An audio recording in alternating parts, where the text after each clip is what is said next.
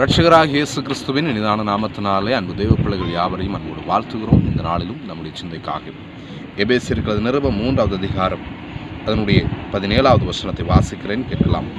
விசுவாசத்தினாலே கிறிஸ்து உங்கள் இருதயங்களில் வாசமாயிருக்கவும் நீங்கள் அன்பிலே வேரூன்றி நிலை பெற்றவர்களாகி என்று சொல்லி வேதத்தில் வாசிக்கிறோம். இந்த கருமையான கர்த்தருடைய பிள்ளைகளை ஆண்டவர் சொல்லுகிறார், விசுவாசத்தினாலே அன்பில் நிலை பெற்றவர்களாக மாற வேண்டும் என்று சொல்லி நம்ம பார்க்கிறதானே.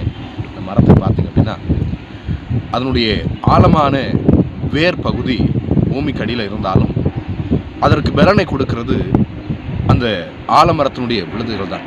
இந்த விழுதுகள் மேலிருந்து கீழ் நோக்கி வளர்ந்து அந்த ஆலமரத்திற்கு ஒரு நல்ல ஒரு நிலையை கொடுக்கிறது. அதுபோல நம்முடைய வாழ்க்கையிலும் கிறிஸ்துவுக்குள்ளாக விசுவாசம் என்கிறதான ஆலமரத்தில் அன்பு என்கிறதான விழுதுகள் மூலமாக நிலை பெற்றவர்களாக இருக்கும் பொழுது நிச்சயமாக தேவன் பெரிய ஆசீர்வாதங்களை நம்முடைய வாழ்க்கை தர முடியும். இன்றைக்கு அநேக நேரத்தில் விசுவாசமும் இல்லை, அன்பும் இல்லை. அன்பு இல்லாமல் விசுவாசத்தோடு என்ன பண்ண முடியாது, இருக்க முடியாது.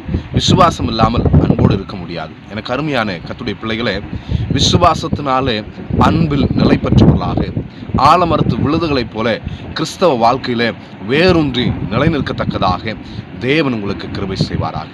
ஆகவே விசுவாசத்தை நாம் வளர்க்க வேண்டும் என்று சொன்னால், விசுவாசமாகி என்னுடைய வாழ்க்கையை வளர்த்தெடுக்க வேண்டும் என்று சொன்னால், அன்பு என்கிறதான விழுதுகள் மூலமாக நம்முடைய ஆவிக்குரிய வாழ்க்கையை பலப்படுத்துவோம். ஒவ்வொரு நாளும் நம்முடைய ஆவிக்குரிய வாழ்க்கையில கிறிஸ்துவனுடைய அன்பில் வளரும் பொழுது நம்முடைய விசுவாச வாழ்க்கை மேல் நோக்கி எழும்புகிறதாய் காணப்படும். எனக்கு அருமையான தேவனுடைய பிள்ளைகளே, உங்களுடைய வாழ்க்கையில் ஒருவேளை இதுவரைக்கும் தேவனுடைய அன்பு உங்களுடைய உள்ளத்தில் இல்லாமல் இருந்தால் இன்றைக்கு ஆண்டவரை நோக்கி கேளுங்க. ஆண்டவரே, உங்களுடைய அன்பினால் என்னை நிரப்புங்க, உங்களுடைய தெய்வீக அன்பினால் என்னை நிரப்புங்க. இன்றைக்கு உலக பிரகாரமான அன்பினால் நிரப்பப்பட்டவர்களை பார்க்கிறோம்.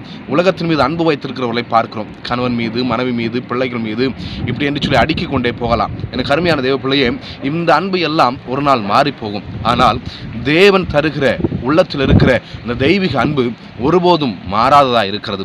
ஆகவே இந்த தேவ அன்பில் என்ன பண்ண வேண்டும் என்று சொன்னால், விசுவாசத்தை கொண்டு அன்பில் நிலை பெற்றவர்களாக இருக்கும் பொழுது நிச்சயமாக ஒரு மிகப்பெரியதான ஆசீர்வாதம் நம்முடைய வாழ்க்கையை பெற்றுக்கொள்ள முடியும். ஆகவே ஒவ்வொருவரும் விசுவாசத்தை நிலை கொண்டிருப்போம். கர்த்தர் பெரிய காரியங்களை செய்வாராக.